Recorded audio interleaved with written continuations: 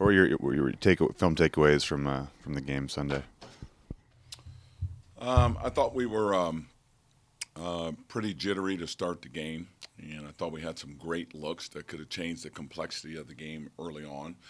Yet the ball didn't fall in some of those looks, and you never want to get in a hole, and the fact that we got there, I thought we regained our composure in the second half. Obviously, the 1-3-1 matchup gave us an opportunity to get some stops, and I thought we got into a great rhythm the second half in terms of getting out and running and scoring with the way we would like to play.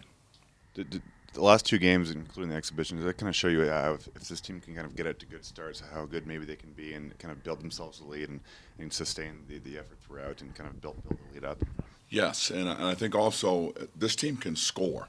And they've been very consistent scoring the ball in practice that needs to translate over to the game. And I think that's, again, the quote-unquote experience factor that they will get the more games they play. They'll get more comfortable playing underneath the bright lights and shooting the ball. So the consistency of what we've been doing in practice, as soon as it starts to carry over to the games, I'll feel a lot more comfortable. But getting off to good starts is something we need to work on. We never want to put yourself in that big of a hole because I think it affects your shooting when you're not in a great rhythm to start the game.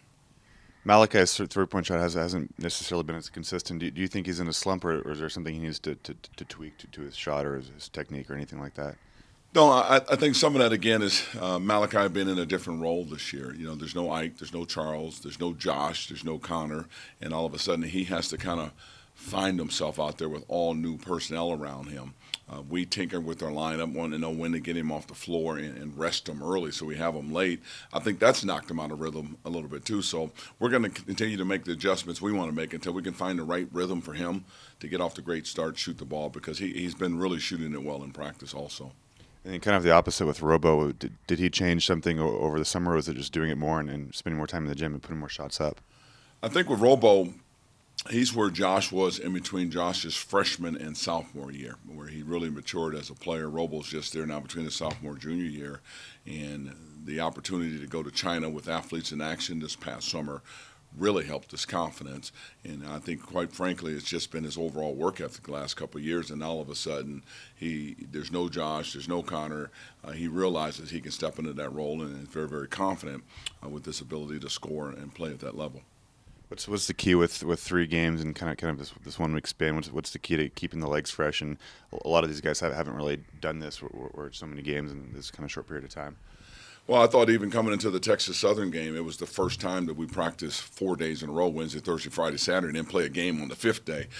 That was too much. Hindsight, I would have given them some time off. So, again, with the new rules that are in place with NCAA, we're juggling everything and feel every team in the country, I think, is trying to find the right flow as to when to practice, when to give days off, and those types of things. So I think this team having a day off yesterday has helped. We'll get through this game and take another day off before we play again on Saturday, and then we'll take a couple days off before we go to Anaheim. So they should be able to get into a good rhythm, and I would expect them to play better in this game, particularly on the offensive end of the floor. What are your first impressions of Seattle? Seattle, I think, 1-1, first-year coach, obviously. Well, Jack's done a good job. He was at Eastern. I think they run good offense. What they do well already. I think their size is really good, 7'3" in the middle. We're going to contend with that again. The fact that they've played a game on a road already, even though they lost that game, it still helps you to be able to come out on the road again. So for taking over a program, he's done a really good job early on of just instilling the system. Have you had any kind of relationship with him? You guys didn't play them regularly here. Did you kind of get to know him pretty well while he was up at Cheney? Well, we've never played him before. The relationship was with Coaches versus Cancer. Him and I have been involved with that event up there in Spokane, and where they've hosted it one year, we hosted it and everything else. So we've had an opportunity there to get to know each other.